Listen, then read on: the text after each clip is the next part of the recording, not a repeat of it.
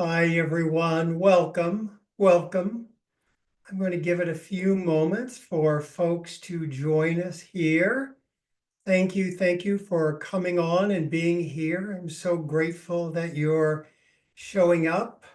I'm going to give folks a few moments to just get in, and I would love folks to just say in the chat where you're coming in from. Where are you? We know many people are in LA, but this has been an event that's touched so many people in so many places. So love to know where you are. All right, North Carolina, Los Angeles, Vermont, Studio City, Burbank, Los Angeles, obviously Los Angeles, New Jersey. Wow. Wow, Canada. Thank you all so much. Burbank, Malibu, Valencia, California. Welcome, everyone. Welcome, San Diego. Thank you all so much for being here. Wow, it's so meaningful that you're here. It's a hard time, and I'm sure you feel that in the air already. I don't have to tell you this.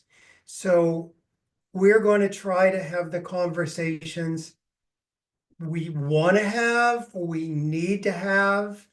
So we're going to dive into this in a moment. I want to start, though, with just a moment of silence for those who have died, those who have had their homes lost, those who have lost possessions, things, routines, safety, a million losses that have occurred here. So I want to just take this moment to just hold them in our hearts, hold each other in our hearts, if you would join with me.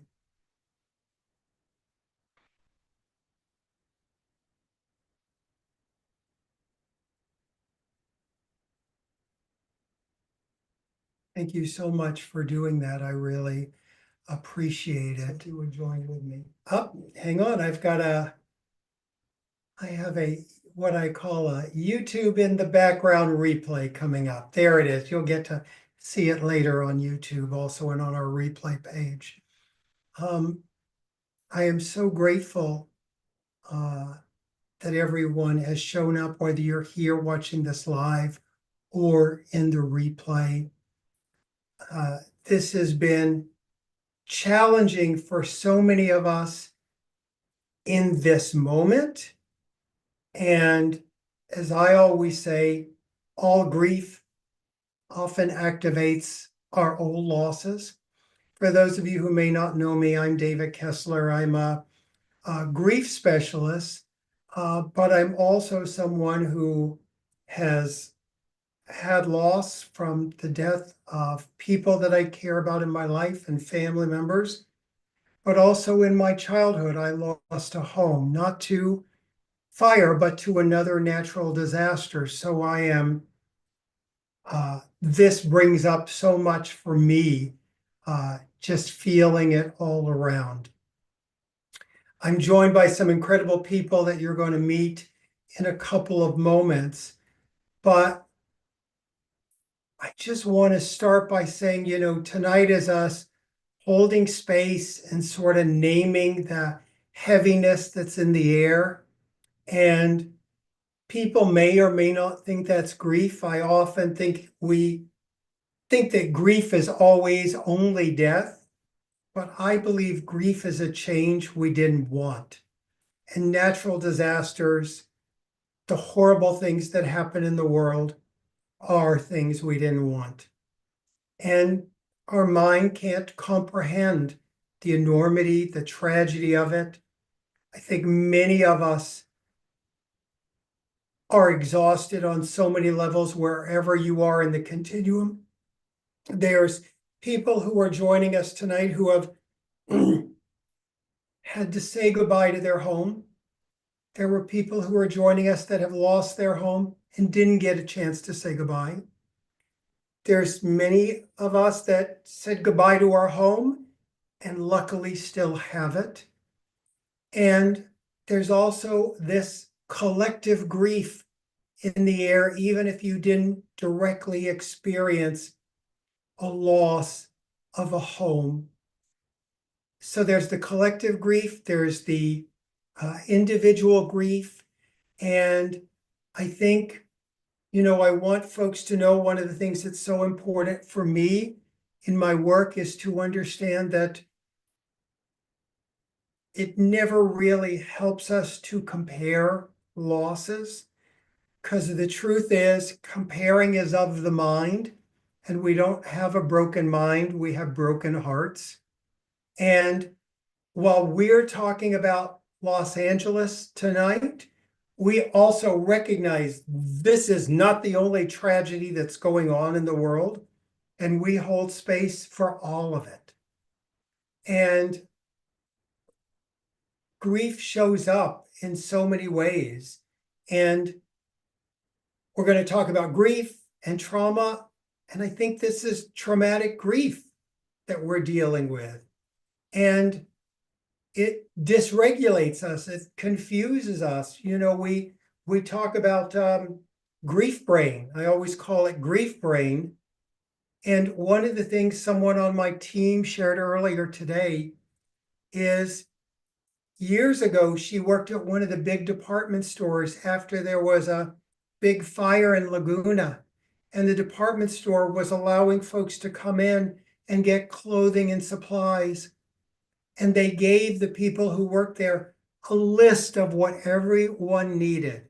Make sure they get 2 shoes and pairs of socks, because they knew when we're in it, our brain isn't functioning correctly. We're in survival mode. And one of the things I know about grief, if I know anything, is grief must be witnessed. And so it's important we see each other as we are, where we are in our pain. So with that, I want to bring on our guests tonight who are also going to share their experiences. I'm going to bring on Liz Hernandez. Hi, Liz. Patty Rodriguez and Frank Anderson. Hi, everyone. I'm so grateful you're here. I wonder if you might just take a moment and why don't we start with you, Liz, and just introduce yourself and tell us how you're sitting in this world right now. Oh, it's hard not to be emotional about it. I've been in Angelino for 25 years, and this city is all through my DNA. It is my heartbeat. And so I share the pain that this city feels. Uh, I am very proud to hold space on the airwaves. I do mornings at 94.7 The Wave, and it's a true honor to be there and to support and to reflect back what so many of us are feeling. As many of you may have experienced this, I went from watching the fire updates to then sort of instantly being impacted where the Hollywood Hills fire broke out and the alarms went off. And I was already staying with a friend because our power had been out for 24 hours. And the sense of urgency to get back to my home, it's those things that take your breath away. And what really broke my heart was it was already 5:30, so it was dark. And as I was traveling up my street, watching all of my neighbors, my community in the dark with their hazards on, seeing their pets in the back seat, seeing their children being loaded in, and this helplessness of you want to stop and say, are you okay? But everyone is just grasping to hold on to anything they can hold on to, because we had already watched the devastations in the Eaton fire and the Palisades fire, and the fear that just overtakes you is really it's nothing I've ever experienced. And so a really just honest moment is the best way I can describe it, is when I shut my door for the last time and I put my hand on my house and I just thanked it for the memories, because I didn't know if I was going to return home. Was such a real, honest moment of gratitude, of pain, of fear, of trauma, all wrapped not just for myself, but for our entire community. And so I'm just really grateful to be here tonight to share. And I definitely can say that my compassion moved to empathy, and just happy to hold space with all of you. Thank you so much, Liz. Thank you. Patty. David, thank you so much for creating this space for us all here tonight. I share many of Liz's sentiments. I am born and raised here in Los Angeles. This is my city. The city runs, I am this city is me. I think in California, wildfires is very much part of the experience, but it's never been so close to home, Los Angeles. 10 years ago, I lost my house to a fire. Not to a, not, it wasn't a wildfire, but I did lose my house. And seeing this devastation up close the way it has been for the past 2 weeks, it opened up wounds that I even thought that I realized that I haven't really even closed, or even um I realized that I put much of my pain and trauma aside and not really worked on it. And this experience has allowed me to confront those feelings that I had tucked away for the last 10 years. But I also feel a profound sense of responsibility for my community in helping them understand that they're not alone, and to navigate the challenges that they're going to face as they move toward rebuilding and recovery. The worst hasn't even started yet. This is just the very beginning, the tip of the iceberg. And it's up to all of us collectively as a community to ensure that we are there for each other every moment of this journey, because it's only going to get harder. And I speak from experience. And that's why I'm here to speak to you all, to ensure that you guys don't forget about this in a week, in 2 weeks, in a month, even a year, because this pain is going to linger. But there's a potential of profound collective change that gives me hope, because I saw it within myself, the change that I saw in me, and the life that I was able to create after the fire. And like that saying, like a phoenix rising from the ashes. That's exactly what Los Angeles is going to be. And we're all experiencing this, and we're all going to go through this together. Thank you, Patty. Yeah. Frank, Dr. Anderson, hi there. Hello. I just want to say I'm honored to be here with all of you, and I'm grateful to be invited, and I'm so grateful for all the people that have joined us here today. So it's just I feel honored. You know, I'm a newbie. I'm the newbie here in the group. Been living back and forth, moving to LA. We were here for the holidays. My family had a real estate agent looking at houses, finding schools for my son. My whole family was like, yes, I can't wait to move here. And it was really kind of a shocking, as it was for everyone, moment. We walked out of a school for my son. He's like, they're so nice here. And boom, we saw the smoke. We went home, and then in a matter of minutes, we're like, oh my gosh, is our house going to burn down? Because we've been renting a house here in LA. And, you know, as this trauma expert who's been working in this field since 1992, with my own trauma history, I was like, oh my gosh, I'm back here again. Like, I just felt it all again so quickly. My vigilance was there.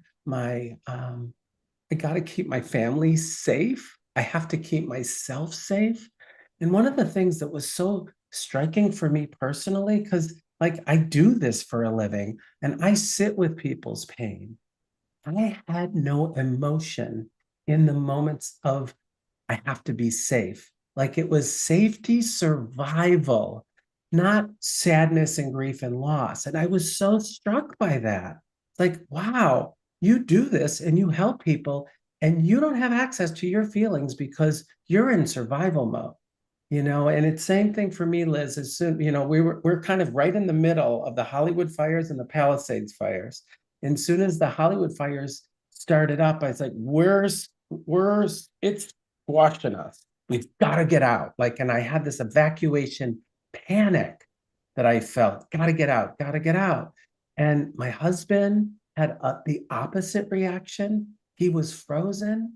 He's like, I don't want to move. Let's just stay still. My youngest son was like collecting all of his things.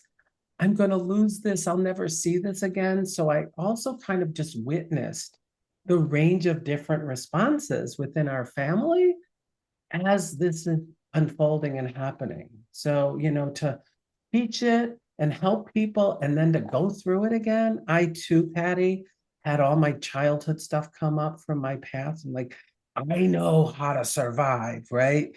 I've been here. Like this is familiar territory, but it was totally new because I had never been in a fire before. So I had that juxtaposition of I know this and this is totally terrifying and scary. And it wasn't until me and my family were literally out of harm's way that actually my emotions started coming.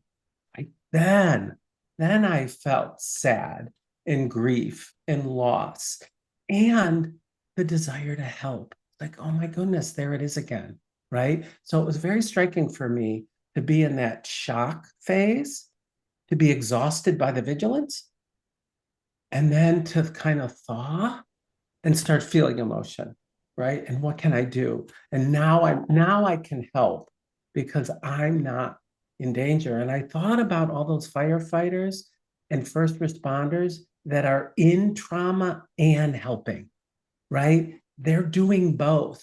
And my heart goes out to all of them who don't have the option to get into safety first before you help, right? So I'm sitting with a lot of complexity as we all are, and just grateful for the way we can come together and kind of share it and hold the range together. So David, thank you so much for gathering us and having us here. Yeah, I want to jump right off on the complexity. Someone in the chat said something. Their loved one during all this died from fentanyl poisoning. I also have a friend, his mother on hospice died while all this is going on. When a tragedy happens, it isn't like the rest of our life stops either. So there's people who are juggling the events of every day on top of this. And, when we talk about stressors, this is pretty high up there. Mhm. And Liz was one of the people, there was a number of us calling each other, are you getting out? Make sure you're getting out. We were all sort of trying to take care of, and it was a moving target because we were, who's where. Frank, you and I talked, Liz and I talked. Yeah. Liz and I had a friend who did not want to leave. Yeah. That was a whole nother range of emotions. I'm like, wait, in the middle of this, you're not going, like, no, you can't do, all that. And we've seen people now who have died from not leaving. Some people may know them. And I know that night I had this moment of one friend who is the calmest person. They've never raised their voice. I didn't think they were capable. I had said to them, if things get bad, come over, be with us. And all of a sudden their area came up as in the evacuation order. And I called them up to remind them or make sure they knew, and they yelled at me, I can't talk, I gotta get, and I'm like, oh my gosh, I've never heard them yell. Yeah. Like that's that stress, you're in survival mode. The other thing, that same friend, a few hours later, is at our place. All of a sudden we hear there's a fire in our area. We go out, there's a fire here. And he turned to me and he said, this gets me, he said, you've taken care of everyone else. It's time for you to pack your own bags. And I was like, no, I'm the helper in this. Right. I'm not the bag packer. And it just, then I went back to my childhood, obviously. Yeah. As we've had a few days now, it feels like there's survivor's guilt in the air. Mm. And I want to give just a couple of tips of that's very normal. And to remind people, it's okay to hold gratitude that your world is okay, and compassion and empathy for those that it's not. And the best cure I have ever found for survivor's guilt is taking action and helping some way, whether it's $5 to the Red Cross or something else. Hearing everyone's stories, Patty, what would you say, given you lived through this, you went through this, you've gone down this road? What don't people know? What emotions? Yeah, you even mentioned a couple before that we may not realize we're going to have.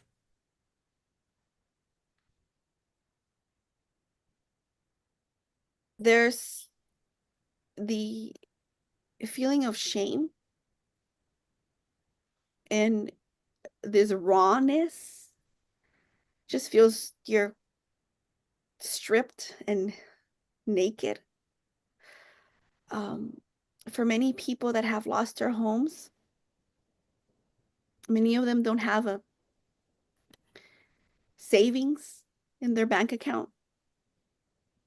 I remember for me at that time, 10 years ago, I was overdrafted in my bank account. And I had a 3-year-old. And there was a shame because I had to go back to work almost immediately. There's no period of grief that I can just lock myself up in a room and hide from everyone. I had to go back to work for my son. I didn't have savings to fall on. So that's a lot of people are feeling that right now, because they lost their safety, which is their home. This is something that they couldn't control. And you're embarrassed. You're embarrassed of having to pretend that everything's okay when in fact it's not. And it took many weeks for me. It really was for me a moment of clarity after this happened, because I quickly pivoted as the head of household. And I looked at my son in the face and I told him, this is never going to happen again. In the sense of, we can't control things around us, but we can control who we are and what we do. I will do whatever it takes for our family to survive this and anything else that comes our way. And I pivoted to finding ways to build a legacy and wealth, not in the sense of not so much financially, but wealth within our families, within my family, to lead and teach them that I am not a victim of this,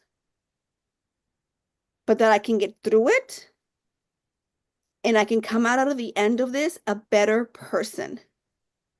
I could have easily fallen apart and felt as if the world just collapsed on me, because that's exactly how it feels. And those feelings are very, very valid, but they are not who you are. There's nothing, and I think I've learned there's nothing that we cannot overcome. Well, we are still able body, meaning in the sense that we can still think and feel, we are able to overcome anything. And that's what I've learned through this process, and that I want to share with everyone listening and watching, that this is not going to define you. If anything, it's a moment of opportunity for you to find who your true self is and what your purpose is here in this life. Because I think many times we are blinded by the material, we are blinded by these societal expectations that others have of us, and we don't see clearly. And it's only until we're stripped of everything and we are raw and naked and vulnerable that we see it. And this is the moment right now where we can pivot and find our true purpose and understanding of why we're here and who we are truly as the human being and the gift that we are to this universe. Wow. Thank you, Patty. Thank you. You know, I always say it sounds like the easiest thing to be is ourselves, and it's actually the hardest in the world. So you are so right on. So thank you for that hope, and also just the idea of naming the shame and embarrassment. And I want to say for anyone who has children out there that are dealing with this, that maybe you've lost your home and you have children, your children are going to feel oftentimes when grief happens, they feel embarrassed. And as the adult, we feel like, don't be embarrassed. Yeah. And yet, just as she said, it's part of this. Liz, you have talked to so many people, you're on the radio. What do you feel like the pulse of LA, the air is in the air right now? What are you running into out there? It's overwhelmed. It's overwhelmed. It's beautiful to see the way our community is coming together. People want to help. They want to know how they can be of service. But we are being pulled in a lot of directions right now. We are checking for our safety. We're checking on our friends. We're trying to donate. We're trying to show up. We're trying to be so many different things right now that, like your friend said, David, sometimes we forget to even check in with ourselves and say, have I taken a deep breath today? How is my nervous system? And I think that collective grief we're feeling as a community it's palpable. We feel it in the air, and we're not through this yet. And ultimately, I think that what we want most is to know that we're going to be here for each other, that we're not going to forget about each other, that we're going to continue to say, hey, I see you, I support you. I think that's really what the city is thriving on right now, that morale of we are all impressed with one another, with the way we're showing up. I think that is giving us so much heart and so much comfort of, I think a lot of us are sitting back in awe after the overwhelm subsides, of just being so proud to be part of LA County and this community. Thank you. Frank, we have said the grief word a lot. Tell us about trauma. Tell us about this and trauma. Yeah. Yeah, it's so, I mean, this is acute trauma. Like we are all experiencing acute trauma. And, there's so many kind of do's and don'ts around it that we don't know about. Like one of the most important things for me is love and connection. Like love and connection is the antidote to this, and we have this tendency for isolation and withdrawal to keep safe, right? And it's like it's made our family really want to be here more to see the outpouring of love and support and connection that is in this community. I can say personally, the differentiate like what's from the past and what's from the present. Like that's something I'm struggling with. I'll tell you, with many of us who have histories in the past, like trauma histories that kind of come up and resurface. It's so important to differentiate what's happening now with what's happening then. I had this powerlessness and then this punishment show up for me, like, you don't deserve happiness. You don't deserve joy. See, I told you, every time you're happy, something bad happens to you, right? My son even said, is God telling us we shouldn't move here, right? Is this a punishment? Is this a bad message? And so those thoughts that we have are so common to come up, like distorted thoughts from our history show up that kind of are serving protective functions, but in reality are kind of blocking our capacity for loving connection. You know, they're trying to protect us, but they're blocking loving connection. I will also say, watch your exposure. This is a really tricky thing. There's a lot of research and a lot of evidence that says the more we talk about it, the more we relive it, the more we encode it. So there's this sweet spot around sharing and feeling without overdoing it or underdoing it. And I think it's important for all of us to hold that line. I know for myself, when we were vigilantly watching every single area, it was overwhelming and I get panicked around it, right? So regulate your exposure, right? When is it helpful? When is it serving? And when is it activating or actually encoding more PTSD? So that is a really tricky thing. And I guess the last thing I'll say, David, is, people reach for soothing substances, which makes sense. And this is something that a lot of people don't know about acute trauma, is that things like alcohol interfere with our capacity to process the trauma.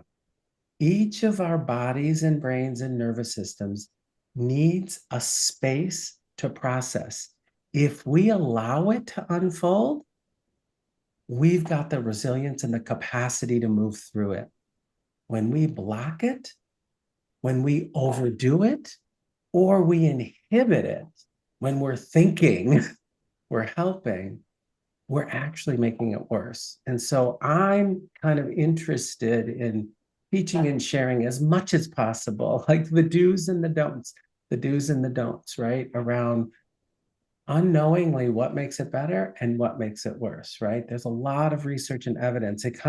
One of the things that happened, Liz, when you were talking about kind of the people coming together, it brought up September 11th for me. I was somebody who had to rush in and help in September 11th, right? And the outpouring of support and love and connection is what got us through that. We did, as you say, Patty, we were stripped to the core and then we rebuilt. And that's what I feel is happening here for all of us. Like in the midst of adversity, we have the greatest opportunity. And I know it's going to be hard. It is already hard. And there's enormous opportunity for change and growth in this, but don't push away the pain and the sorrow to jump to the opportunity, because you're going to miss jewels. You're going to miss the wisdom. So that's what I'll share at this point. Thank you, Frank. Yeah. I'm glad you talked about that, and especially about the acute trauma. It's interesting. Yeah. So many people around me have mentioned PTSD, and I'm like, this isn't post-trauma. This is trauma. Yeah, Like, we're that's right. not post, everyone. Yes, that's Like, exactly we're right. not post. We're in it. Yes. So when I think we need to get that, like, we are collectively in the trauma that's happening. And an idea to distinguish it. I hate to be the one to bring this up, but to give a full picture of reality. And Liz and I have talked about this. And this occurred in 9/11, I remember. As we collectively feel the love, feel the pain, not everyone collectively feels the love and pain. And Liz, you and I were talking about how do we navigate the people who are like, it didn't happen to me, I'm okay. Yeah. Challenging. It is. It is. I told David I ran into someone I worked with who was very disconnected from it. They lived in a different county. And while she had compassion, she couldn't grasp the magnitude of what a lot of us were feeling. And I think what was really helpful for me is just even David walking in the studio saying, this is trauma, because I felt guilt calling it trauma because my home survived. So no, I was dismissing that it was trauma for me. And I think that we, as in the people that are experiencing it, and Patty, you touched on this, is just finding the vocabulary for ourselves and expressing what we have felt and what we have been through so that it can register in a way that is comprehensible to people that haven't been in a situation like this. And just lending that compassion. And it would have been really easy for me to be judgmental of that person, but I also felt compassion for her because I was like, oh, she doesn't understand. And that's okay. Because, Yeah, our have minds to let want it to be. jump. Yeah, you just have to let it be. And so, yeah, I think a big part of this, David, Patty, and Frank, is us hopefully helping and lending, finding that vocabulary to name what we feel, all of these different emotions, because it's so much. There's a lot of guilt right now. I know a lot of my friends have been saying that, they were evacuated and then put back into their homes. And while, even myself, when I drove up to my driveway, I cried my eyes out. And then when I opened my door, this wave of guilt just landed on me. And I couldn't even have that appreciation, that moment of appreciation, because I felt I wasn't deserving. And it's a fine balance that all of us, I think, are juggling so many different things. So I think it's just always reminding we got to be kind with ourselves so then we can go out and lend that kindness to other people. I had the experience, I was here in I think it was 94 Northridge earthquake. And maybe about a week later, we were still having these really big aftershocks. And I remember I had gone to a movie with friends, and in the movie theater, there was an aftershock. And the aftershock, you never know, is it another earthquake and all?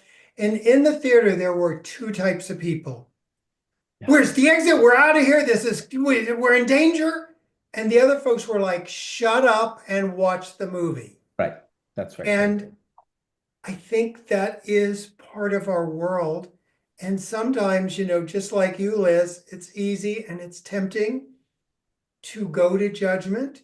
And I think it's also the same, like you said, Frank, someone who's maybe coping with substances, alcohol, to also have judgment and to just realize they're at the edge of their coping skills too. That their denial of what's going on is how they had to cope. And So so let me many we learn in grief, you're going to probably say this too, we realize is that these, this is often suits of armor we put on in childhood that we never had anyone tell us it's safe to take off, and we're still geared up now in it. Well, and what I was going to say, David, I totally agree with you and I resonate. We learn about the acute trauma response from the animal kingdom, right? Fight, flight, freeze, submit. So those people that are numbed out and disconnected are actually feeling more life threat. When you get to the point of shutting down and submitting, you're like, it's over, I have nothing, right? So when we're seeing all the people's different responses, some people are freaking out, And some people are like, nothing's happening, I'm fine. Those are all trauma responses. It is the way we react. And to really hold compassion, as you said, Liz, like, wow, I'm the freak out one in my family, and my husband's like, let's just be still for a moment, right? And so everybody does respond differently to that. And I think it's really important. And one other thing I'll say, David, I loved that this is trauma and this is acute. There's no PTSD There's here. no PTSD. We're working at we're in the team. we're preventing PTSD Right, through love right. and connection. Love, isolation is one of the biggest indicators to cause PTSD after a traumatic event. What's your response? When we stay connected, we decrease our chances of developing PTSD. So we're in acute trauma prevention stage is the way I think of it. And LA is doing an amazing job around that love and connection piece that I can see. The other thing that we've seen is, this person's hurt, that person's annoyed. There's a lot of anger. Anger. Yeah. And in grief, anger is a normal response. We go a little, it's tough on many of us because we had anger modeled so poorly and sometimes dangerously that we don't even understand there can be healthy anger in releasing it. And I always say, with anger being this response, anger is pain's bodyguard. Like the person who's in anger is in pain. Yeah. And it just, and it's hard for some to be vulnerable while others are angry. And, it's interesting, Frank, how you bring it to the same, that it is underneath at its core, it's trauma. That's right. And in our also vulnerability, in second place, I hate to go as a moderator, is I have always said when things are at their worst, it can bring out the best in us. Yeah. But not for everyone.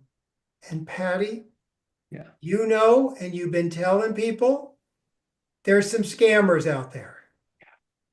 Tell us about that world that is just, it's so a shame it has to exist. And yet the reality is it does, and we got to name it. No, I mean, the reality is that people are going to take advantage of this situation, and they're already starting. We have to remain vigilant, and this is when community is even more important. Like I said, the worst is yet to come before we are in the road of recovery and self-reflection and self-change. The the amount of scammers that we're gonna come across, for that same reason, we have to remain level-headed through this process. And there has to be two of you navigating. There has to be a duality within oneself as they navigate through this. And being able to switch that on and off in the moments where it needs to be. For example, when you're navigating the conversations with your insurance, your adjusters, your mortgage companies, the service providers are going to help you through this process. You have to be really level-headed and not allow emotion to blind you. And if need, have someone there next to you, holding your hand. And then when you hang up the phone or you walk away from that conversation, then you can break down and cry. But while this is happening, for the sake of your family and yours and for you, you must remain very vigilant.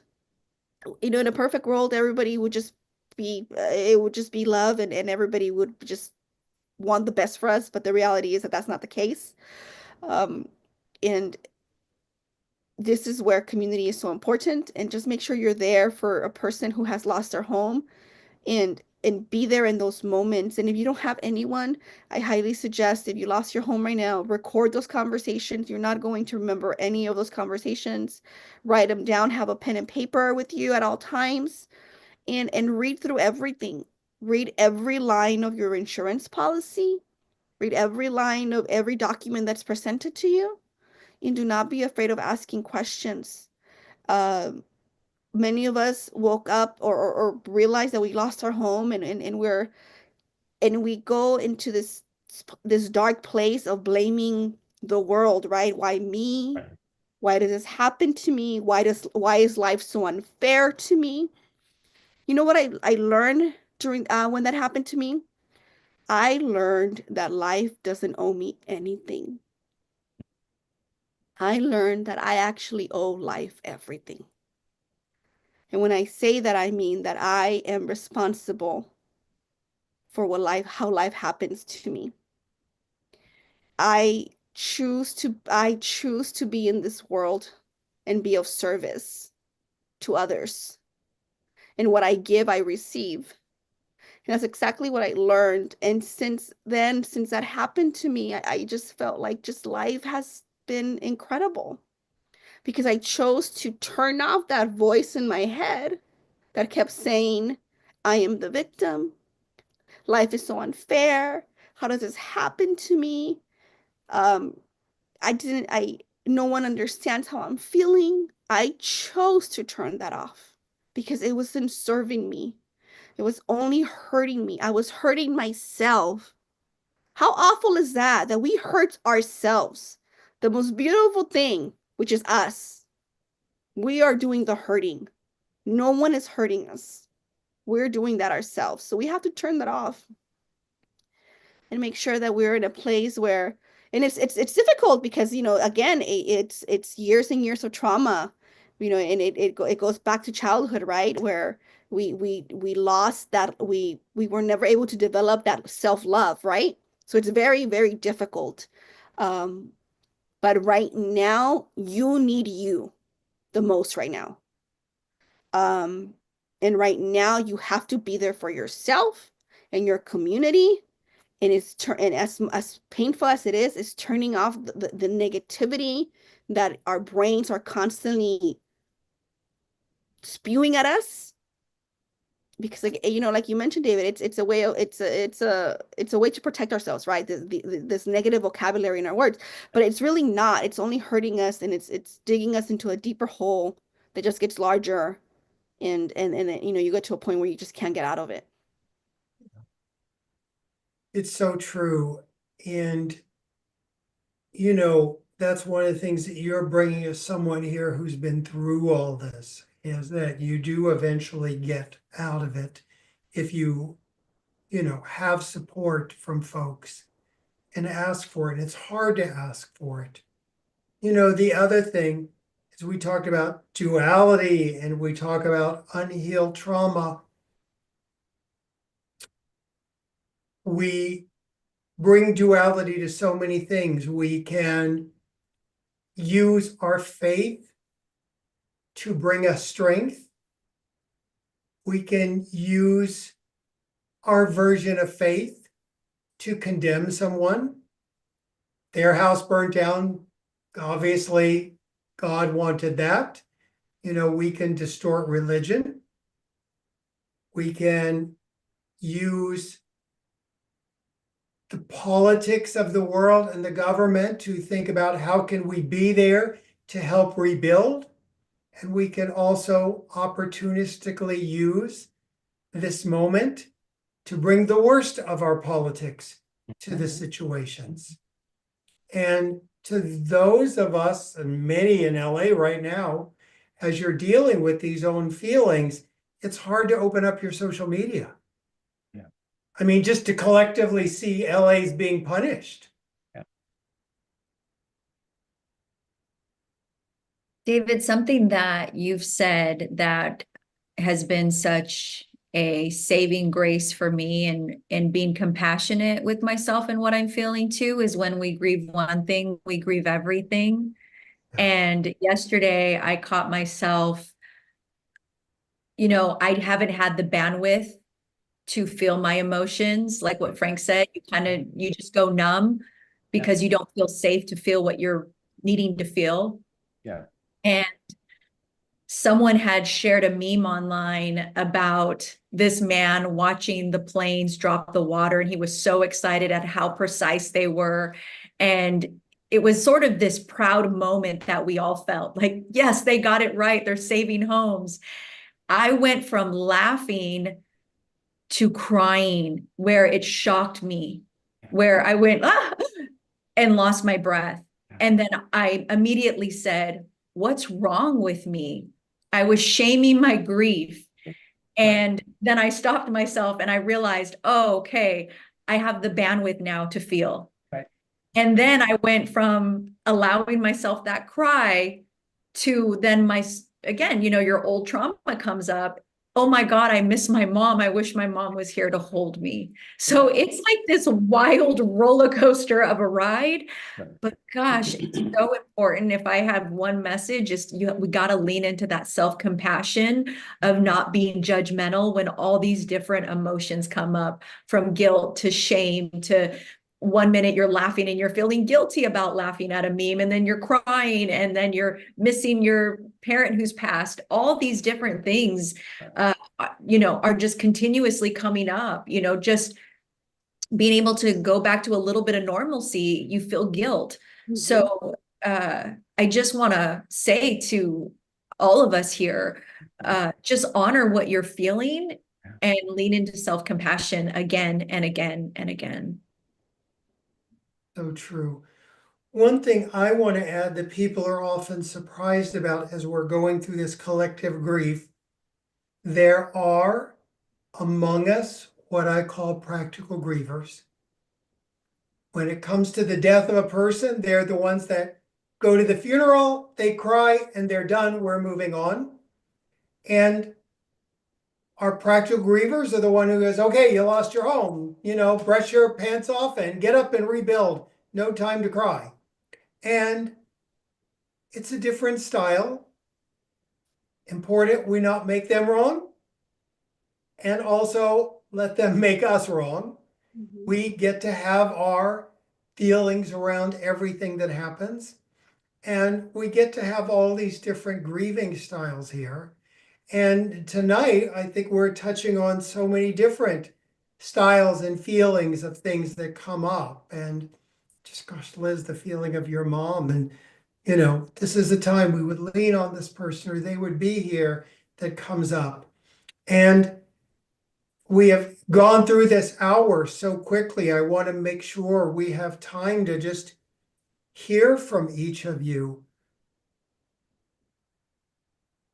So much we could say. What do you want to make sure you leave people with and have them here before we go? Why don't we start with you, Liz? The most important thing when I think about things that I've been through in my own life that have felt very traumatic is gratitude and hope. It's so hard for us to reach, for a lot of people to reach for that gratitude right now. And I know we can't just shove ourselves into it, but we can hold space for our grief and our gratitude. But gratitude is the promise of hope. It's being grateful for what is to come. And I really do believe in the full recovery of our beautiful city and of each other. David, you've said to me many a times, we're built to take many hits in this lifetime, and we are so resilient. And I am so grateful for that.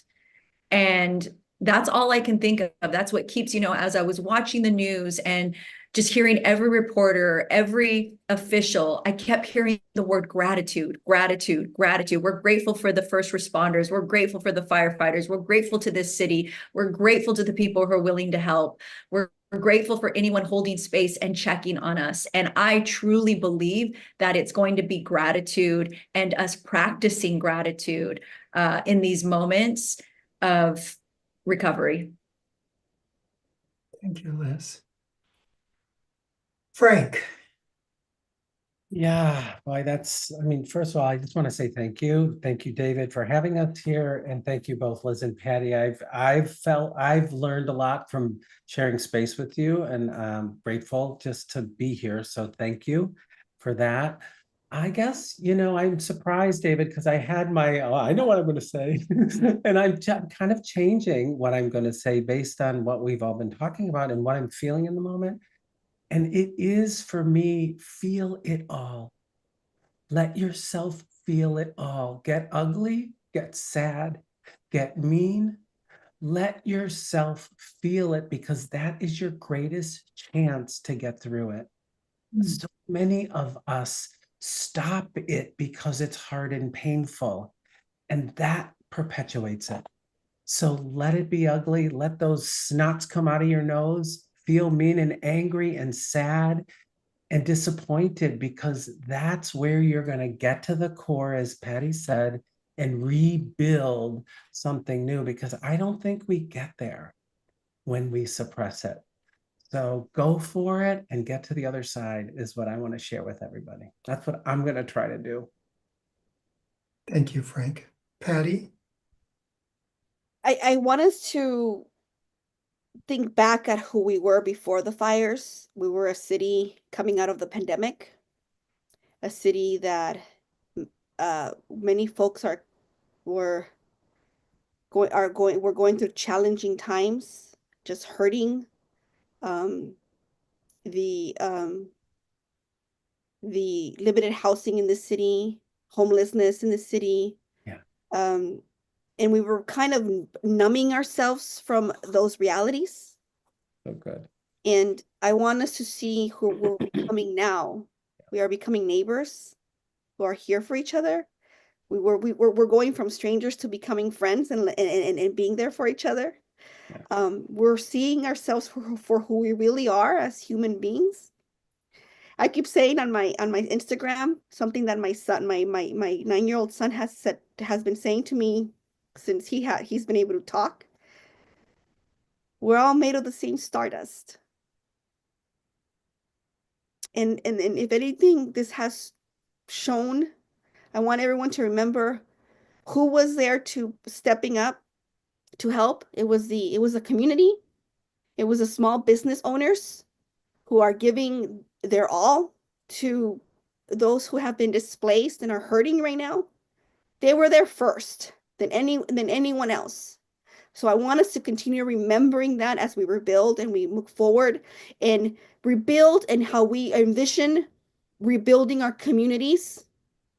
It's a need that we have, the human need at our core, by our biology, at the cellular level. It is community, and the love that we have for just how lucky we are to all be here in the Zoom and hear our voices and feel our voices. How lucky we are to still be here. And we have to have that fire and move it forward as we rebuild. And I just it's a realization that realization gives me hope, because I went through it personally myself. Now I know it's going to happen collectively.